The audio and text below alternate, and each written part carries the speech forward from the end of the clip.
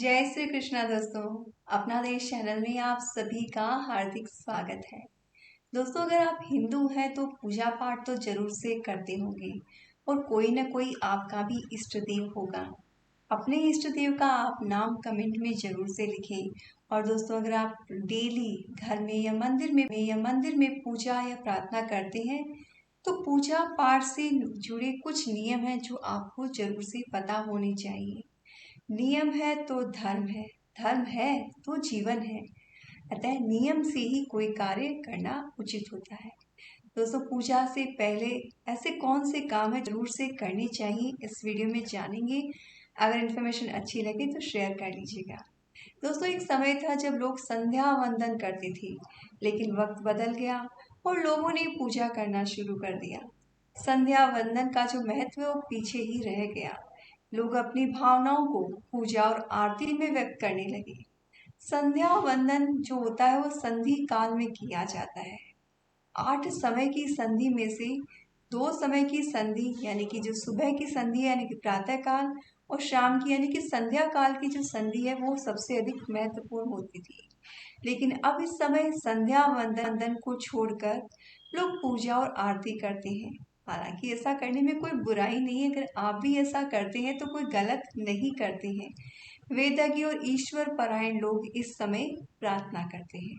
ज्ञानीजन जो लोग होते हैं, जो ज्ञान अर्जन में इच्छुक होते हैं, वो इस समय ध्यान करते हैं और भक्तजन कीर्तन करते हैं।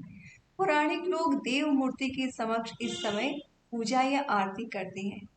तब ये सिद्ध हुआ कि संध्या उपासना या हिंदू प्रार्थना के 4 प्रकार हो गए हैं। प्रार्थना या स्तुति, ध्यान साधना, कीर्तन भजन और पूजा आरती। व्यक्ति की जिसमें भी आस्था या श्रद्धा हो वह वैसा कर सकता है, लेकिन ऐसा वैसा करने से पहले कुछ जरूरी नियम है वो आपने जरूर से जान लेने चाहिए।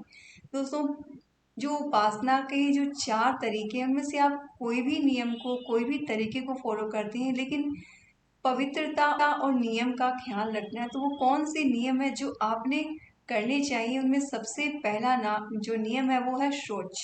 शौच यानी कि शुचिता, शुद्धता, शुद्धि, विशुद्धता, पवित्रता या निर्मलता। शौच का अर्थ शरीर और मन की बाहरी और आंतरिक पवित्रता से है। अर्थ है अच्छे से मलमूत्र त्यागना भी। शौच के 2 प्रकार है, एक तो बाहरी शौच और एक अभ्यंतर। बाहर का अर्थ है बाहरी शुद्धि से, और अभ्यंतर का हो गया आंतरिक शुद्धि यानी कि मन, वचन और कर्म की शुद्धि। जब व्यक्ति शरीर, मन, वचन और कर्म से शुद्धि करता है तब उसे स्वास्थ्य और सकारात्मक ऊर्जा, देवताओं के आशीर्वाद का लाभ मिल जाता है और उसी समय में जो है वो लाभ मिलना शुरू होता है। बहुत से लोग ये बोलते हैं कि हम लोग पूजा पाठ करते हैं लेकिन उसका कोई रिजल्ट नहीं आता। उसका रीजन ये है कि जो बेसिक नियम है वो हम ध्यान नहीं देते, उनको अवॉइड कर देते हैं। तो इस नियम का आपने ख्याल रखना है। सिर्फ बाहरी सोच नहीं, आपने आंतरिक सोच भी करना है। मन को शुद्ध करके, एकाग्र करके आपने पूजा करनी है। दूसरी जो चीज है वो है स्नान। शारीरिक शुद्धता भी 2 प्रकार की होती है। पहली, शरीर को बाहर से शुद्ध करना, जिसमें कि मिट्टी, उपटन, त्रिफला, नीम ये सब लगाकर निर्मल जल से, साफ जल से हम स्नान करते हैं, उससे त्वचा और अंगों की शुद्धि होती है। लेकिन दूसरी शरीर की जो शुद्धि होती है वो आंतरिक अंगों को शुद्ध करना होता है और उसके लिए योग में कई उपाय बताए गए हैं, जैसे शंख प्रक्षालन, नेति, नौली, धौती, कुंजल, गज करनी, गणेश क्रिया, अंग संचालन आदि। अब इनमें से अगर आप स्नान नहीं भी करना चाहते तो सामान्य तरीके से स्नान है, नहाना है, वो तो आपने वक्त पे कर लेना चाहिए। वो करते समय कम से कम जो अपने 10 छिद्र हैं उन्हें जरूर से। अब 10 छिद्र कौन से? 2 आंखें, नाक के 2 छिद्र, कान के 2 छिद्र, मुख हो गया, जीभ हो गई, गुप्तांग हो गए, तो ये सब मिलाकर टोटल होते हैं 10 छिद्र। तो जब स्नान करें तो इन 10 छिद्रों की शुद्धता का भी आपने ख्याल रखना चाहिए। अगली जो चीज है, अगला जो नियम है वो है धोती पहनना। आप कुछ भी करें, संध्या वंदन करें, पूजा करें, आरती करें, लेकिन शरीर पर मात्र एक बगैर सिला वस्त्र, जो सफेद कपड़ा, जो जेंट्स लोग सफेद कपड़ा धारण करके जो है ये कार्य संपन्न करे, क्योंकि यही प्राचीन काल से चला आ रहा नियम है। हिंदू धर्म में किसी भी प्रकार की पूजन अर्चन हो, उस समय श्रद्धालुओं को धोती पहनाया जाता और ये अनिवार्य होता था। और प्राचीन काल में धोती पहने बिना पूजा या कर्मकांड पूर्ण नहीं माना जाता था। धोती एक्चुअली क्या होता है, एक बारीक सूती कपड़ा होता है जो हवादार भी होता है और सुविधाजनक भी होता है। जब हम पूजा के पोस्चर में बैठते हैं तो हमें बहुत ही आरामदेह पोज में बैठना होता है, ताकि हम घंटों तक उसी पोज में बैठ सके बिना किसी और जगह ध्यान लगाए। तो इसलिए वो वस्त्र बहुत कंफर्टेबल होना चाहिए, इसीलिए बिना सिला वस्त्र का प्रचलन चला और ये सूती होने से ये कंफर्ट देता है। और धोती के कारण शरीर के जो रोम छिद्र है उससे जो हमें शुद्ध प्राणवायु मिलती है और इसे पहनने के बाद सात्विक और निर्मल भाव जो उत्पन्न होता है। इसीलिए धोती पहनकर पूजन अर्चन करना चाहिए। और प्रश्न में यह भी है कि यदि आप पूजा नहीं सिर्फ दर्शन करने या मन्नत मांगने भी जा रहे हैं तो जरूरी नहीं कि धोती पहनकर ही जाए। अब दोस्तों अगला जो नियम है जिसका ख्याल रखना वो है शुद्धि या आचमन। मंदिर में प्रवेश के पूर्व पुनः एक बार शरीर की शुद्धि की जाती है। शौच आदि से निवृत्त होने के बाद पूजा प्रार्थना के पूर्व आचमन किया जाता है। मंदिर में जाकर भी सबसे पहले आचमन किया जाता है। संध्या वंदन प्राणायाम आदि कर गायत्री छंद से निराकार ईश्वर की प्रार्थना की जाती है। बहुत से लोग जो है मंदिर में शौच या शुद्धि के बगैर चले जाते हैं, ऐसा नहीं करना चाहिए।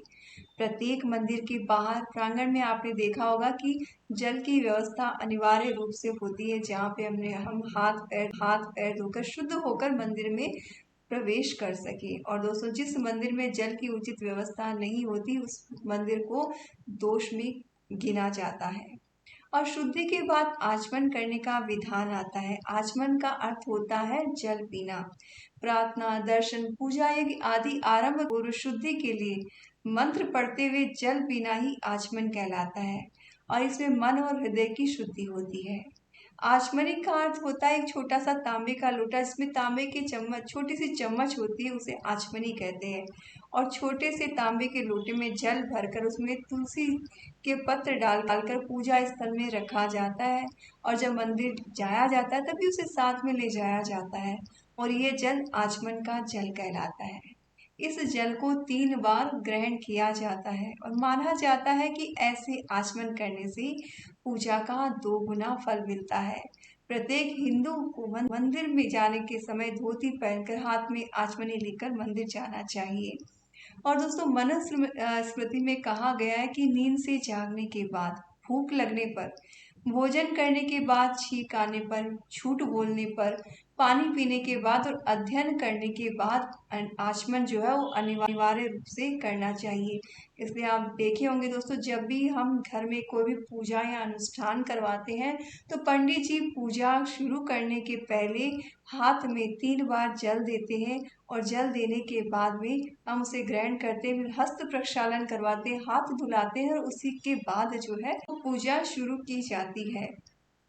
यहाँ तक कि दोस्तों जब निर्जल व्रत किया जाता है तब भी पूजा शुरू करने के पहले किसी भी तरह के मंत्र जाप करते तो उसके पहले आपने आचमन जरूर से करना चाहिए। जी हाँ दोस्तों, जब निर्जल व्रत होता है उसमें भी आचमन का जो जल है वो ग्रहण करने का दोष नहीं लगता है, क्योंकि बिना मुख शुद्धि के कोई भी पूजा जो है वो ग्रहण नहीं होती ईश्वर के द्वारा। इसीलिए आगे से जब भी आप पूजा करें तो इन सब नियमों का ख्याल रखें। और दोस्तों हिंदू धर्म से जुड़ी इस जानकारी को आप अधिक से अधिक शेयर करें ताकि जो हिंदू लोग पूजा करते हैं वो उसे सही तरीके से कर सकें।